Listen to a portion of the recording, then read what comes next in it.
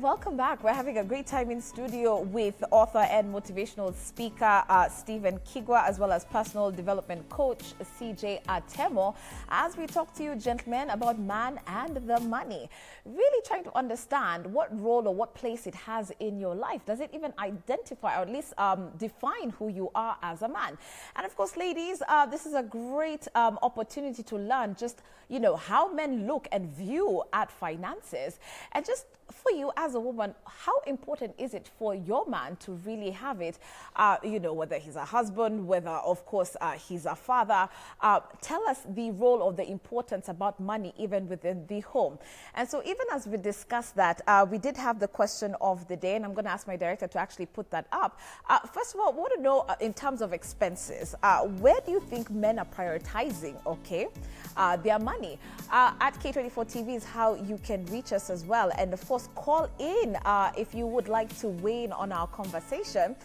Someone says, hello K24, I'm Ephraim. Based on us as youth in regards to money and dating is worse in the country. As for me, a girl left me for a man with cars, so I decided to chase money first, then other things later. Hi Shiko, what is the problem in cases when a man provides and he's still disrespected by a woman?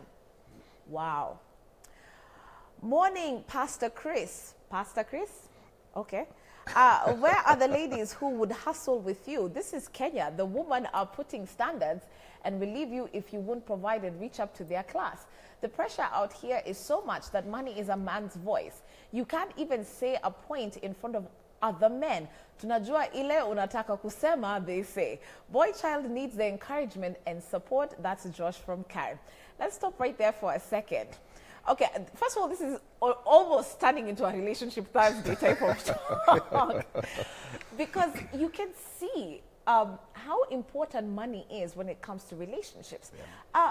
But let me start off with you, CJ, on this in regards to the respect that society or other men give you when you have money. Think about that as we get a call here from Karim. Good morning. Hello, good morning. Good morning, Karim. Morning. Yes, Karibu, do you have a question or a comment? Yes, I have a question. Yeah. Can I speak about it? Am I live? Yes, you are. Go ahead. Because she's talking and will she... Hello, how are you? Fine, Shiko. Good morning. Shiko, I think some...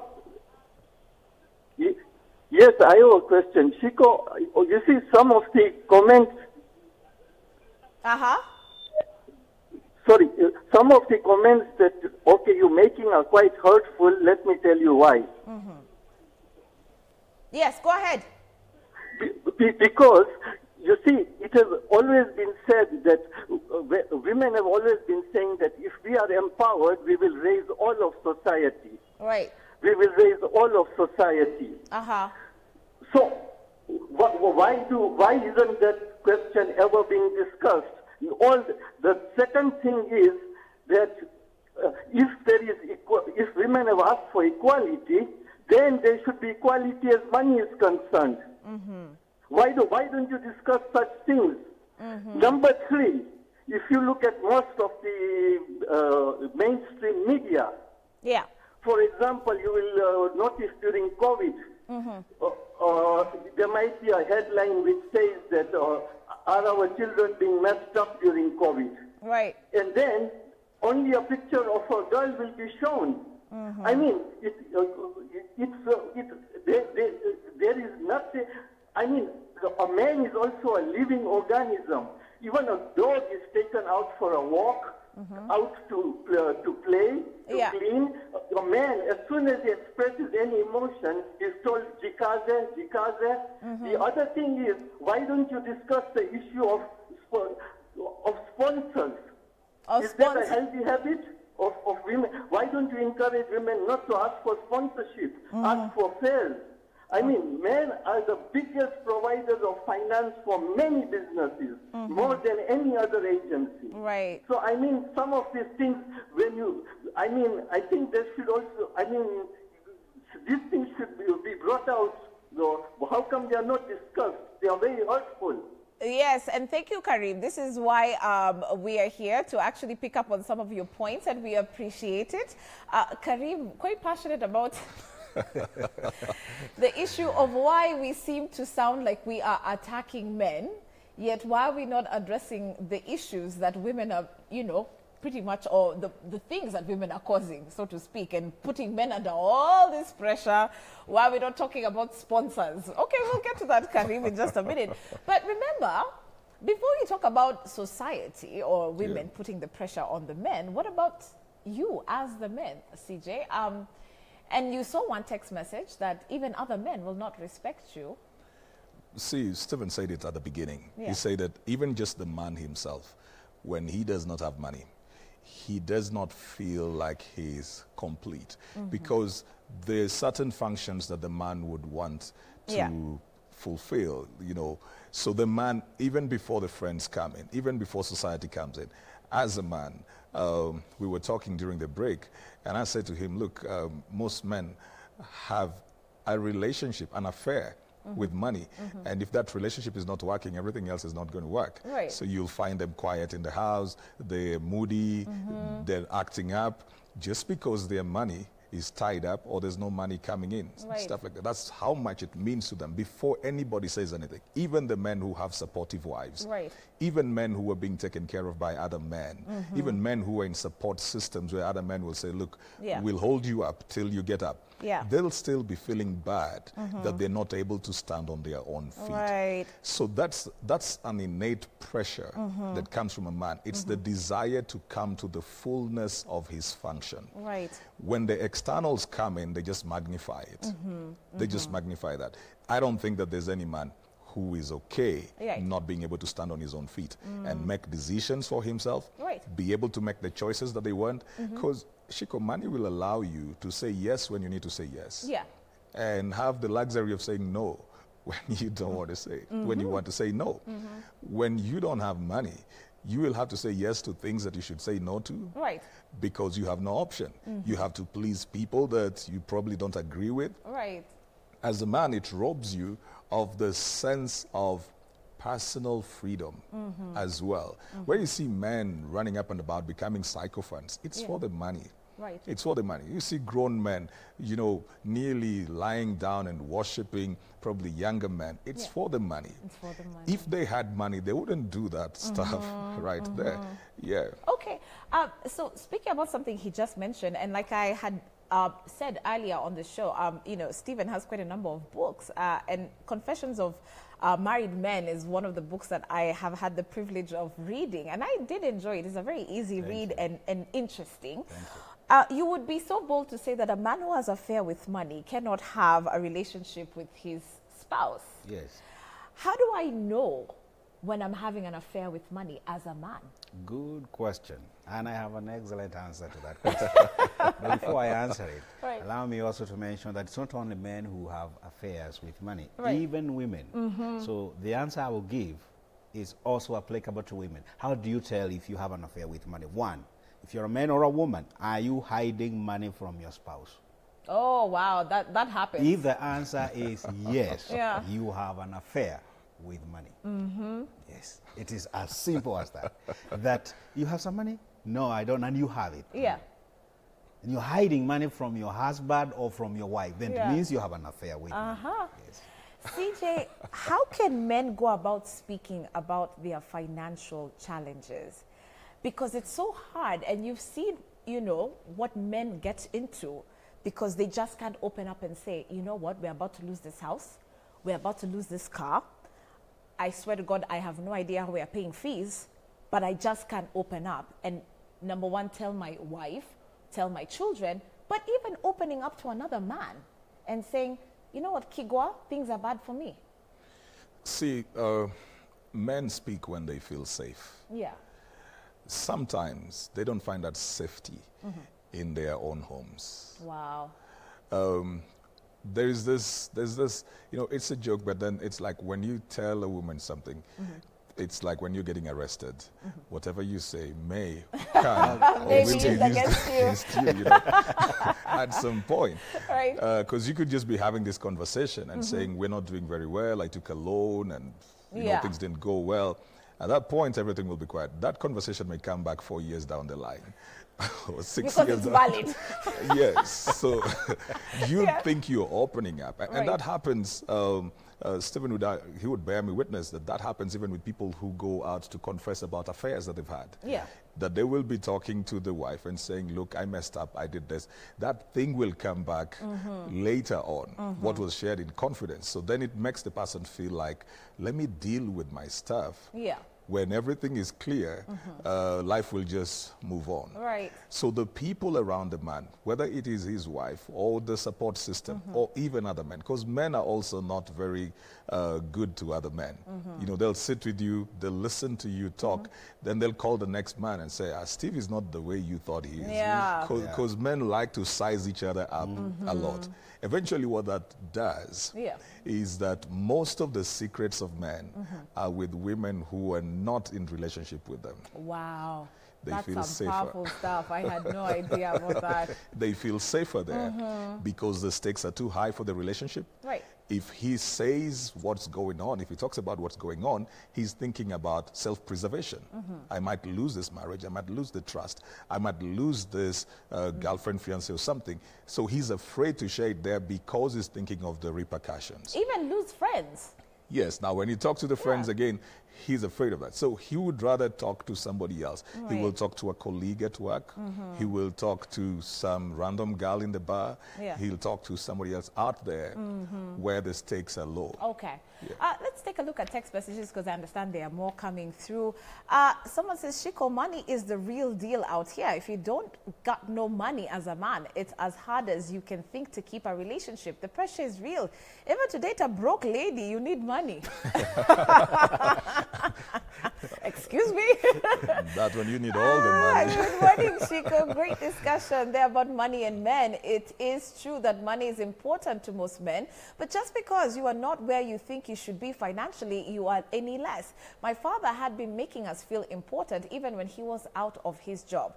I made a point of asking him why he did that, and he said that nothing can compare to a good relationship with people.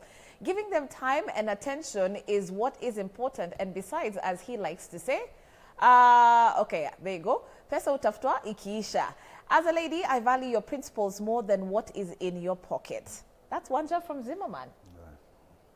Okay. Hello, Shiko. I'm John from Kibingoti. My mother-in-law used to call me useless, a useless man rather, because I didn't have any job, and my wife too went back to our parents' home because I didn't have it then. Nilipata job, nalipwa poa sasa, ameanza kunipigia masimu. Okay, fine. Well, hopefully that works out. Money answereth all things, and men out there, no, men ought to have it by all means. But wa siibe ama kuwa. Okay, all right. Kuwa rather. A woman and money makes me feel confident, secure on top of things, and boosts my self-esteem instantly. Sometimes just you smile for no reason because you have it. Without money, hata kwa family meetings, hauna sauti, your good opinions ni kama kelele. That is Anne from Tononoka. All right, a very interesting point there about the lady who said, Wanja from Zimmerman, who said that her father used to say good relationships is what matters. Kigwa, how should men especially be teaching their sons especially about how to think about money or view money and the value of money?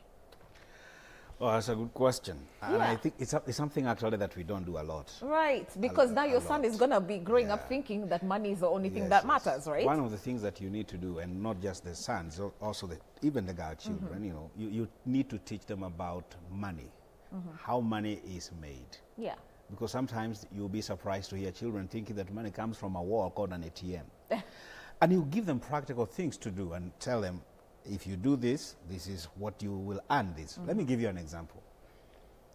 I was with my son. My son is in high school in Form 3. I was in my son I was taking him to school, and he tells me, Dad, you know, I lost my ruler and my geometrical set. So among other things I want to buy the ruler and geometrical set. I said to him, wait a minute. Did I not buy a ruler? Yes. And a geometrical set in Form 1? He said yes. So what happened to it exactly? So, okay, he gives some excuse. He said, fine, no problem. If it got lost, no problem. It's not my problem. Maybe someone stole it. I don't know. Yeah. But I said, have I not been giving you pocket money? And he said, yes. So what do you think the pocket money is for? He had no answer for me for that. I said, now look, here is your pocket money for this term. And here is the money that I'll use to pay for these items. But for geometrical set and the ruler, you have to buy it with your pocket money. Right, to teach him the value. Exactly. So, and I do that. Even I remember one day my daughter came to me and I say, Dad, I need some 500 shillings. I didn't ask for what. I said, okay. I said, go to the car, pull out, there's a carton always in my boot, full of books. Now we know. Yes, full of books. And I told my daughter, go pull out 10 books. Yeah, where did you say you parked on Kijabe Street? Is that like So she brought 10 books and I said, okay, I want you to go around the estate, knock every door, sell those books. Wow, you made her work for it. Really, Dad? Wow. I said, yes, go sell, knock. Yeah. And she went. Yeah. It was on a Sunday afternoon. She left the house at around 3 o'clock. She came back at around 6 o'clock. Wow. She came back and told me, Dad, it is so hard to sell books. Right. I said, how many did you sell? She said, only one. How much? 1,000, Bob. I said, great. Good job. Give me the 500. Yes. You can keep the 500. But now you know how money is. Now you know how money is. But yes. CJ, even look at how we will teach our daughters about how to view money. That you cannot be tied to a family or a man that has no money. Again, I will ask you the same thing that I asked Bwana Kigwa. How should we be teaching our children how to think about money so that they don't grow up thinking, especially the boys, that money equals the man? Actually, that's the best way to put it. Man equals the money. Right. He's talked about how the money is made. Right. The next thing may be why the money is made. Why do we make the money? Do we make the money for the sake of making money? Or are we making money so that the money can enhance how we live? If we just make money for the sake of it and don't understand why, we can easily become abusive. Right. We can become very arrogant because we don't then invest in things like relationships with people. Right. I need to let my sons know or my daughters know that even as you make money, it is supposed to be a means to where you want to go. You want to impact society. You want to take care of yourself. You want to take care of your bills. So this is not a reason why you should disrespect other people. You want to buy a car because it will help you move from one place to the other and you like it. Right. So this is not a reason for you to disrespect somebody else who will make different choices from you. Yeah. When they understand the why of money, their relationship around money would also change. Okay, yeah. okay. Why are men, especially over the age of 40, Bwana Kigwa, cracking under this pressure? We're seeing suicide rates increasing by the day of men who you thought had it together, have families, they're okay, and at the end of the day, end their lives because they feel this thing called money is just not enough. And I cannot handle it. Thank God you asked him. I can sip my water. I was actually wondering, why did you not ask him first? We're getting to him. We'll get that point. But speak to us because, I mean, that's such a, if you ask me, a very fragile group of people, you know, the same way you'd be talking to campus people or whatever, or the youths as we call them. We have a situation with men who are over 40 today. Your thoughts? Okay, my thought. Number one, you know, men are very ambitious beings. That is not to say that women are not. Right. But when men are growing up, they have their dreams. You know, I want to buy a car, you know, want to have a house. I want to be able to do this when they are growing up. Right. When I was a young man, I'm not saying I'm old, but I remember when I was in my early 20s, we had a group of men, and we used to say, before we turn 25, we need to be millionaires. No way. We turned 25. None of us was a millionaire. We said, now we shifted the goal. By the time we are 30, we'll be millionaires. Right. We hit 30. None of us was a millionaire. Right. Now we shifted again. We said, by the time we are 35, we need to be millionaires. Yeah. We hit 35. We were not millionaires. We said, by the time we hit 40, we have to be millionaires. And believe you me, when we hit 40, none of us was. And now that's the question now you're asking me exactly what happens. You know, when you hit 40, you realize that you have not been able to achieve what you had envisioned you'd achieve by the time you are that age. Right. And when you hit 40, you have lived more than half your lifetime. So you have got less time than what you have lived. So you start wondering, my God, where did I go wrong? What is it I can do? I'm losing out on time. I don't have the vigor. I am discouraged. I don't have the money. The society is, you know, pressurizing me. Pressure from everywhere. And men, because they will not talk, like CJ was talking about, there is no space for that. There's no space for that. What they think about doing? They think the most logical thing to do is to commit suicide. Of course, not all men, but they are driven to that, to even committing suicide. Yes. CJ, you want to add on to that? Yeah. Well, I don't know why you called us fragile men. Okay, so. But. You know. By the way, I thought everyone here was below 40, but my bad.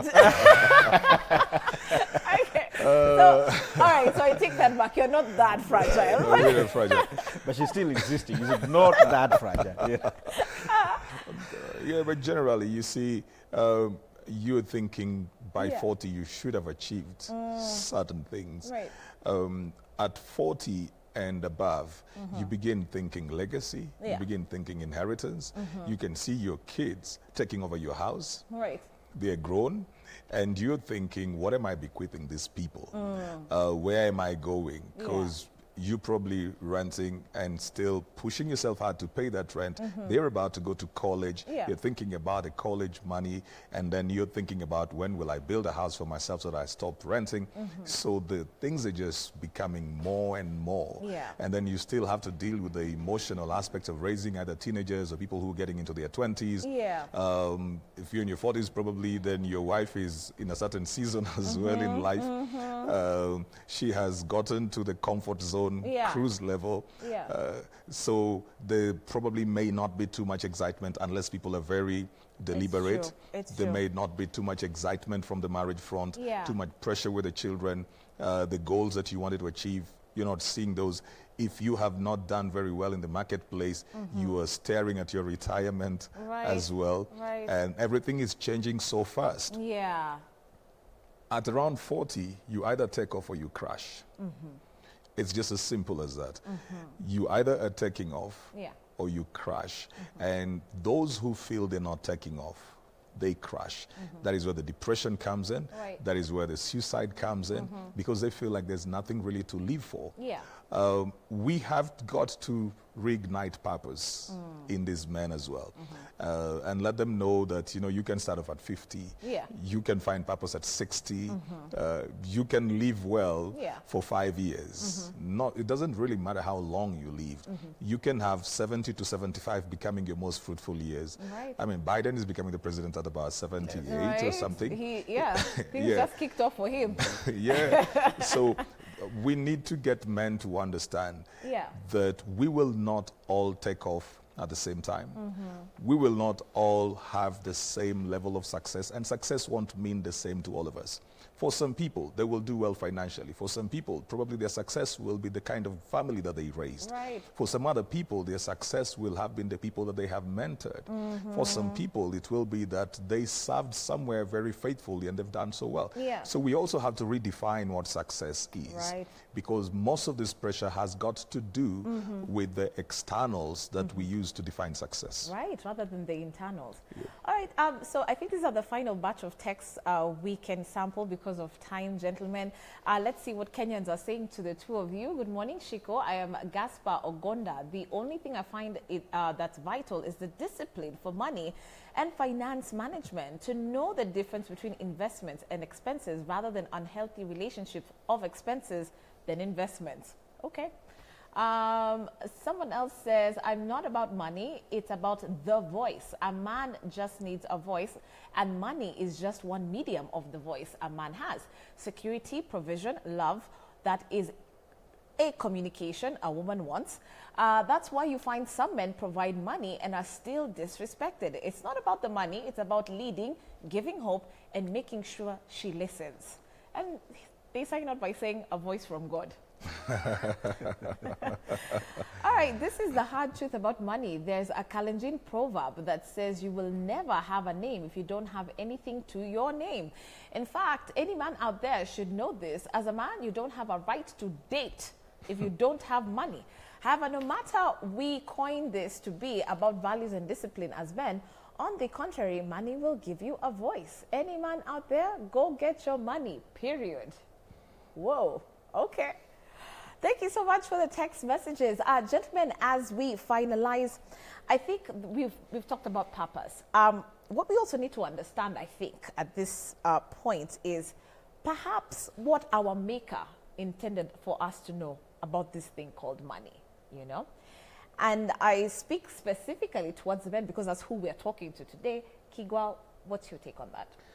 Okay, I will try to compress a lot of thoughts in a very short time. One, when God created Adam, or man, he placed him in a particular place, a place called Eden. God did not place a man everywhere, a particular place. So a man needs to have a specific place. In that place that Adam was placed by God, he was given a position, place and position. He was given a position of authority, rulership, to rule on behalf of God. In that position, he was supposed to do certain work or assignment. It's about purpose, which is what CJ was talking about. Right. CJ was talking about men having an identity, which is actually purpose. So man needs to have a place, need to have that position, then they need to know their purpose in life. It is in the pursuit of purpose that provision comes. Wow. So we shouldn't be pursuing provision, money. We should be pursuing purpose, and when we pursue purpose, God always ensures that provision comes. Wow. And this will be my shorting part, that man-making should not be superseded by money-making. When you pursue money at the expense of your purpose, then you are a slave, because the money that you have gives you freedom, but the money that you pursue enslaves you. And that is where we find many men are. They are enslaved by the money that they are pursuing too much. And they don't know. And they don't know. We should be pursuing purpose. Wow, that's some powerful stuff. Okay, you've got to pursue the purpose. CJ, to that man who is feeling pressured, almost crushed to the point that he doesn't feel like he has a purpose anymore on this earth, simply because he doesn't have the provision.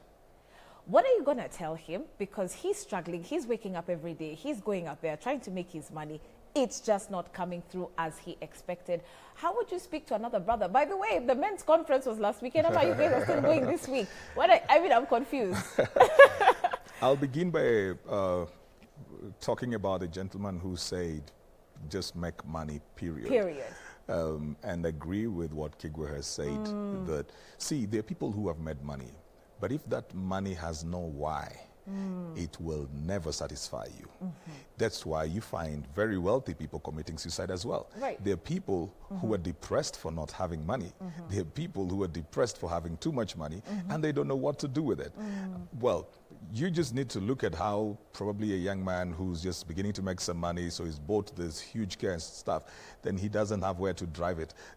You just see how depressed he is. Right. Because that thing cannot take the place of finding purpose in life. So money is just a means. It is not everything. There are people who try to buy relationships and they don't get it. There are people who are being left by their wives and their wives are going away with their watchmen. Yes, that's true. Yeah. It's happening. Yes. Yeah. So don't just think that if you make the money, that's all. No. You have to learn how to relate with people and all that. But talking about the people that are losing that sense and the things like I'm working every day and I'm not getting money. Again, it comes back to, you know, it's not always that you will have money when you pursue purpose immediately. It's not always. The most fulfilling thing is to find what you can do if you had all the money. Yeah. Or what you can do if money is not a factor. What would you wake up to go and do if you didn't have to think about money? Right. If you're going out so much, trying to work and getting money, and then you're feeling depressed because you're not making it, you probably need to take a break. Right, right. Breathe in, breathe out. Ask yourself, what else can I do? I'll use this analogy, Shiko. When a couple is trying so hard to get a baby and it's not working, they will get frustrated. They have to learn how to come to the place of enjoying their intimacy. Right. And then allowing that intimacy to produce the child. But if they keep on telling themselves, okay, now this time, I've timed it right. Yes, it's got to be now. It's got to be. One, they will not enjoy their intimacy. Yeah. 2, they will make it become work. Right. 3, they will get frustrated. Absolutely. And so they may not even see the blessing Yeah. of having each other there. Wow. Amazing. Sometimes you have to suspend the expected result to enjoy the process. Okay, brilliant. You know what? I cannot thank the two of you enough for making time to be with us today. Gentlemen, I hope that you feel inspired today. And like they said, you've got to chase that purpose, and then the provision comes. I love that, by the way.